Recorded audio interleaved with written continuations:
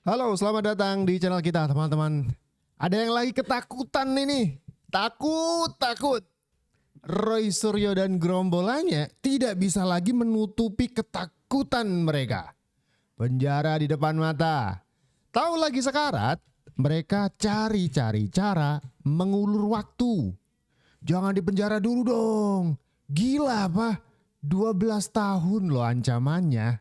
Kalau denda bisa sampai 11 miliar. Duit dari Bohir aja cuman 16 miliar, itu aja dibagi-bagi. Akhirnya, untuk mengulur waktu, teroris request ke Polda Metro Jaya untuk bikin gelar perkara khusus. Waduh, ini request gelar perkara khusus buat apa lagi? Kalau takut bilang, biar kita syukurin. Rasain kalian. Justru kami melihat sebenarnya gelar perkara ini, permohonan gelar perkara ini boleh dibilang upaya untuk menunda-nunda. Kenapa? Pertama, setelah pemeriksaan tersangka dinyatakan akan mengajukan saksi dan ahli yang meringankan. Ya. Sekarang sudah lebih dari 1 bulan, Belum diperiksa ya? belum diajukan satupun. Oh, Jadi buat oke. kami juga ini apakah betul-betul serius menggunakan hak atau sekedar menunda-nunda? Sebulan ini waktu yang cukup panjang ya. Lalu masuk lagi gelar perkara. Sementara kalau kita lihat, publik juga bisa menilai selama ini proses ini cukup komprehensif, terbuka ya, dan kredibel. Penyidik Polda ini sangat hati-hati. Jadi apalagi yang mau dipersoalkan ya. Ya. Sehingga kami tidak melihat ada alasan yang kuat. Terkait dengan ijazah, ini kan kembali lagi kebalik-balik nih, ya. Kalau dalam hukum itu tidak ada kewajiban ya seorang korban itu menunjukkan ijazahnya kepada para tersangka. Oke. Pengacara dari Pak Jokowi mencium bau amis ini. Sepertinya gelar perkara khusus ini trik mereka aja biar bisa agak leluasa bernafas, ya kan? Yang tadinya tuh, aduh, sudah terjepit, ya kan? Ini trik mereka mengulur-ulur waktu. Barangkali yang saya mau sikapi dalam persoalan ini, ya, Roy Suryo mungkin tujuannya adalah mau mengulur-ngulur waktu. Tuh kan, Karena dia bener. juga takut kalau menghadapi persidangan seperti yang selalu dia katakan dia tidak takut dan lain sebagainya. Yeah. Padahal dia sebetulnya takut, ya. Karena kelihatan bahwa dia takut itu pada saat dia mengatakan bahwa kenapa ada pasal 35 ya berkaitan dengan masalah kasus ini, dan di pasal 35 itu ancaman hukumannya juga memang cukup lama ya, 12 tahun. Dan denda ada 12 miliar. Waduh, 12 miliar. Duit dari mana nih? Minta ke Bohir dong. Bayar denda bukan dalam arti kemudian bebas penjara. Penjaranya berapa? 12 tahun. Ya gimana mereka nggak keder? Sudah menjadi isu publik lah. Buat saya ini memang harus diselesaikan sampai ke ujung, biar ada kepastian hukum. Karena bagaimanapun juga sudah begitu bergulir, nggak mungkin juga misalnya nih asli, oh ini asli, minta maaf ya, selesai ya, ampuni saya. Apa semudah itu? Jadi kalau Apa di situ budaya Anda itu yang mau, pengen sampai ke apa budaya pengadilan itu yang gitu mau ya? dikembangkan di masyarakat ini? Lempar isu fitnah orang, terbukti sebaliknya minta maaf, selesai. Oke. Seperti nyopet ketangkap, kembaliin dompetnya, selesai. Harus ada konsekuensi, apalagi juga melakukan ini tokoh-tokoh gitu ya, Ya, menjadi pembelajaran publik juga. Terus terakhir yang terkait Pak Asrul Sani, sekalipun telah ditunjukkan juga nggak berhenti tuh. Orang yang mengadu masih terus proses. Jadi nggak tidak serta-merta tunjukkan selesai. Menurut saya tidak semudah itu, dan di negara hukum isu-isu seperti ini sebaiknya diselesaikan secara hukum. Kenapa? Karena ada kepastian hukum. Oke. Waduh, ini tegas sih. Pengacara dari Pak Jokowi mengatakan nggak ada damai. Enak aja. Masa sekarang ketika mereka kepepet, terjepit, cuman mau minta maaf? Enggak dong. Lanjut ke sidang. Kalau di sidang vonisnya bersalah, penjara. Nggak ada. Itu cuman minta maaf. Enak amat minta maaf.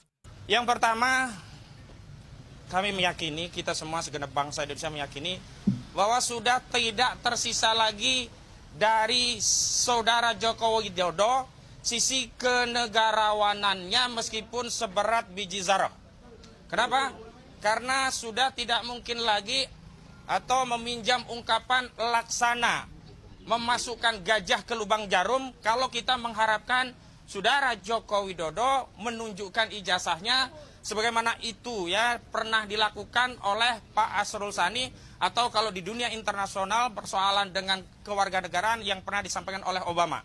Jadi kesimpulan kami sampai hari ini kami tegaskan bahwa sudah tidak ada lagi sisa kenegarawanan dari saudara Joko Widodo, maka kami simpulkan tidak akan lagi mengemis-ngemis kepada saudara Joko Widodo untuk menunjukkan ijazahnya. Yang kedua, karena hari ini status ijazah konon asli tadi. Waduh, ini Tompel nyerah ya.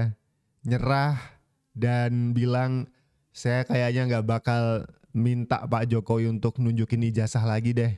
Kayaknya udah nyerah. Tompel aja nyerah sekarang.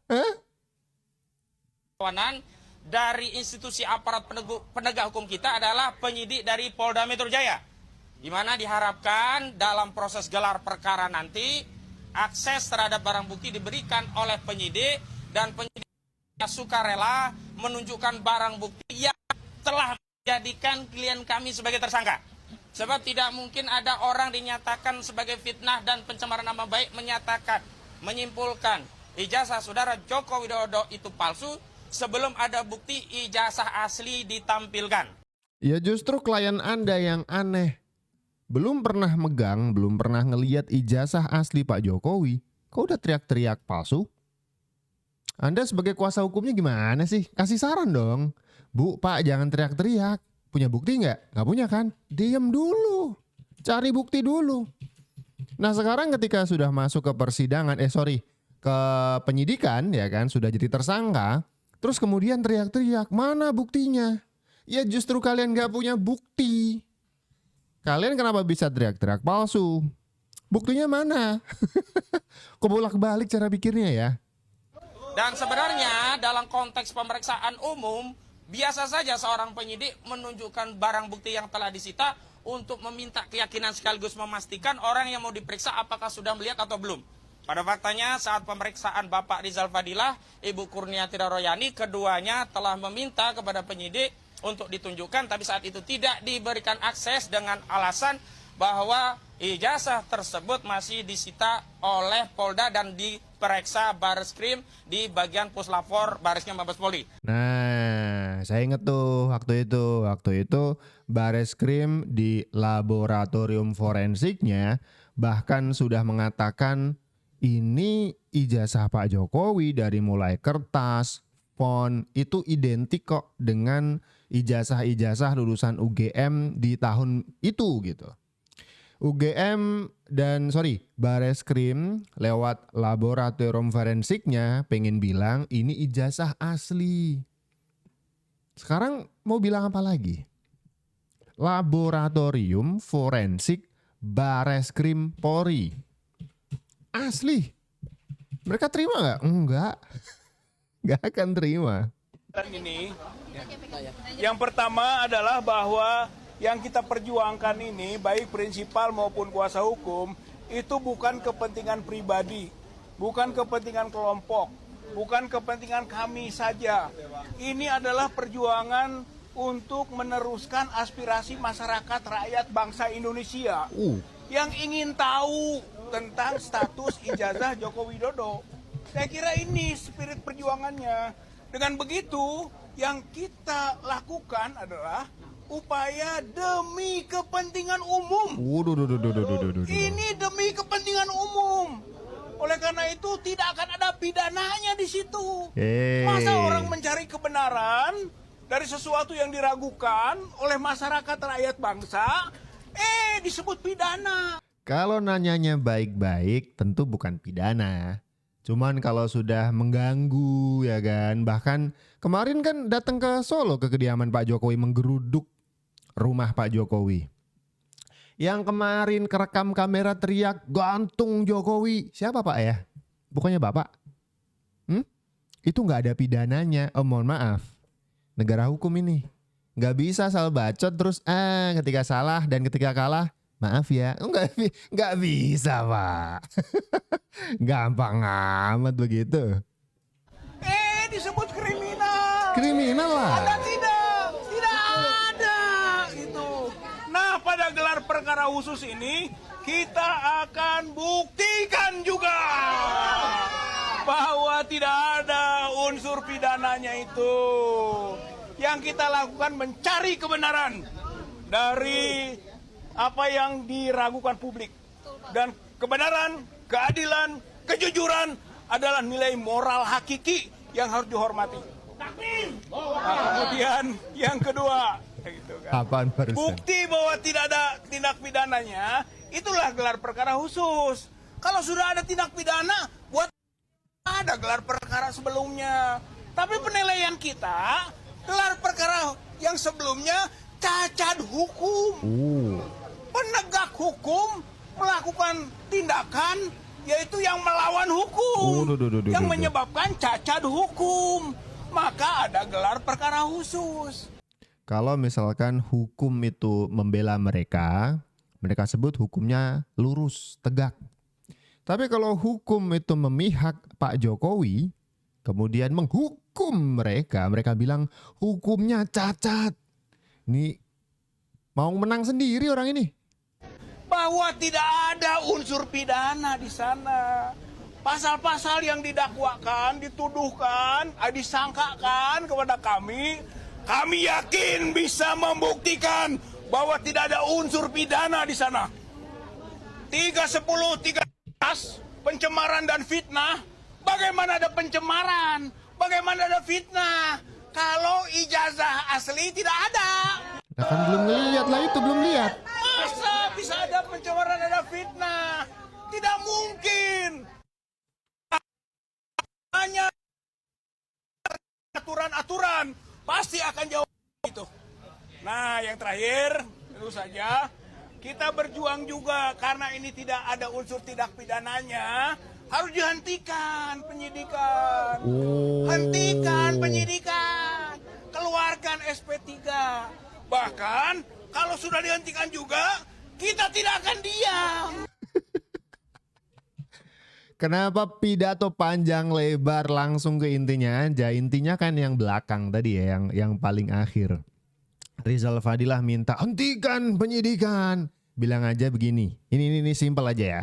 Pak, saya takut, tolong jangan diproses hukum, saya nggak mau dipenjara. Udah, itu berapa kalimat tadi? Pak, saya takut, saya nggak mau diproses hukum, saya nggak mau dipenjara. 3 kalimat doang. Berapa menit tadi pidato? Panjang kali lebar, bilang saya tidak bersalah, hentikan penyidikan. Telat. Kalau tidak mau berurusan dengan hukum, jangan melanggar hukum. Kalau melanggar hukum, ya begini nasibnya. Udah melanggar hukum, gak mau dihukum. Kayak anak kecil ya. Ini terkait tentang ditolaknya 3 kali ya laporan ya terhadap Andi Aswan dan Joshua Sinambela. Pertama dilaporkan oleh Bang Beni Parapat di Polda Metro Jaya, ditolak atas arahan pimpinan. Yang kedua oleh Bang Rustam Effendi juga ditolak di Polda Metro Jaya. Yang ketiga kemarin di Barreskrim, ya kemarin tanggal 10 Desember 2025 di Barreskrim juga ditolak. Sama alasannya saya kira karena arahan pimpinan. Nah, nggak tahu ya, apakah kalau kasus yang melibatkan, kalau tidak melibatkan mantan Presiden Republik Indonesia, apakah perlu arahan pimpinan atau memang langsung saja sesuai SOP langsung diterima, ya kan? Oleh karena itu kita merasakan di sini adanya diskriminasi penegakan hukum, ya, diskriminasi penegakan hukum yang kami rasakan. Padahal sudah jelas-jelas nyata ya. Di dalam YouTube ataupun media sosial dari Joshua Sinambela, dia sudah mengatakan, mengklaim jauh sebelum Andi Aswan mengklaim itu, ya, dia sudah memiliki scan ijazah asli Joko Widodo dan dia analisa dan di situ ditunjukkan ada lintasan stempel. Dia mengakuinya itu, lalu kemudian dibantah oleh Topi Merah di YouTube-nya. Nah, di YouTube Topi Merah inilah baru saya tahu ternyata sebelumnya Joshua Sinambela sudah mengklaim memiliki scan ijazah asli Joko Widodo. Nah, itu akan kita jadikan saksi juga, ya, bukti, dan Topi Merah juga kita akan libatkan ya. Kalau misalkan mereka ditolak laporan polisinya, gantian polisi dituduh. Polisinya memihak Pak Jokowi. Enggak, ada alasan kenapa itu ditolak. Katanya ilmuwan, sesimpel itu masa nggak paham? Kalau misalkan, ini logika saya ya. Kalau misalkan ada laporan polisi yang ditolak, itu artinya mungkin tidak punya legal standing. Mungkin juga buktinya kurang. Ya kan? Misalkan soal ijazah Pak Jokowi, kemudian itu ijazah yang menerbitkan UGM. Kalau misalkan ada pemalsuan, yang harusnya marah, yang harusnya bisa melaporkan ke kepolisian, itu UGM. Iya dong.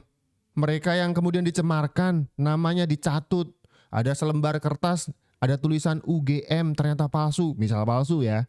Harusnya UGM yang marah. Kenapa kalian yang lapor polisi? Legal standingnya apa? Simple ya kan? Atau mungkin laporan itu ditolak karena memang kalian kan tuduh-tuduh aja. Misalkan Desember 2024 Egy Sujana melaporkan ijazah ini juga ke Barreskrim Polri. Barreskrim tidak kemudian menjadikan kasus laporan itu menjadi laporan polisi, cuman pengaduan masyarakat. Tahu nggak kenapa? Karena Egy Sujana sama sekali tidak melibatkan di situ ada bukti atau saksi. Cuman ngeluh aja. Ini ijazah Jokowi palsu nih. Ya buktinya apa? Bentar tak cari. Baru nyari ya. Itu kenapa ditolak? Ya, paham? Komentar kalian deh. Saya ribet ngurusin orang-orang semacam ini. Silakan tulis di kolom komentar di bawah.